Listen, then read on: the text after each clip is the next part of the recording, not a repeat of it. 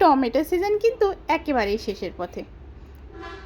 এখন তাড়াতাড়ি টমেটো কিনে চাটনিটা খায় নেওয়াই যায়, আর কয়দিনের জন্য সংরক্ষণ করেও রেখে দেওয়া যায় এই চাটনি বানায়।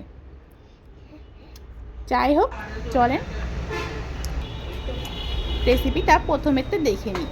এখানে আমি একটা কড়াই গরম করে দিয়ে দিলাম তেল। তেলটা গরম হয়ে গেলে তার উপরে দিয়ে দিলাম একটা শুকনো মরিচ ছিঁড়ে, আর দিয়ে দিলাম হাফ চামচ পরিমাণ পাঁচফোড়ন। দিয়ে ফোড়নটা ভালো করে ভাজা ভাজা হয়ে গেলে দিয়ে দেবো টুকরো করে রাখা টমেটো। এখানে আমি 5টা টমেটো নিয়ে নিয়েছি।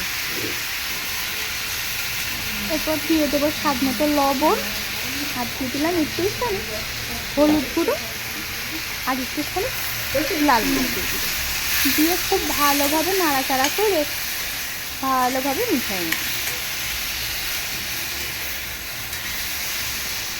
ভালো করে নাড়িয়ে চাইড়ে এক জায়গায় করে চুলোর জালটা একটু কমায়ে ঢাকিয়ে দিয়ে টমেটোটা একটু নরম হওয়ার জন্য রেখে দেবো। 2 মিনিট পর ঢাকাটা খুলে দিয়ে দিলাম 2-3টে তেঁতুল দিয়ে আবারও একটু নাড়িয়ে দিলাম। টমেটো চাটনিতে কিন্তু তেঁতুল দিলে স্বাদটা অনেক বেশি ভালো। খুব ভালো করে আবারও নাড়িয়ে দিলাম যাতে নিচে লাগিয়ে না যায়।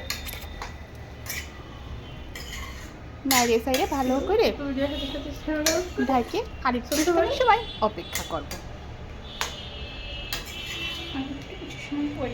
ভালো করে গুছাই দিলাম যাতে নিচেতে পুড়িয়ে না যায়। ঢাকে দিয়ে অপেক্ষা করলাম। তারপরে টমেটোগুলো যখন এরকম গলে যাবে সেই সময় দিয়ে দেব চিনি। আমি এখানে 1 কাপ পরিমাণ চিনি দিয়ে দিছি। যাদের মিষ্টি বেশি পছন্দ আর একটু কমায় বাড়ায়ও দিতে পারেন।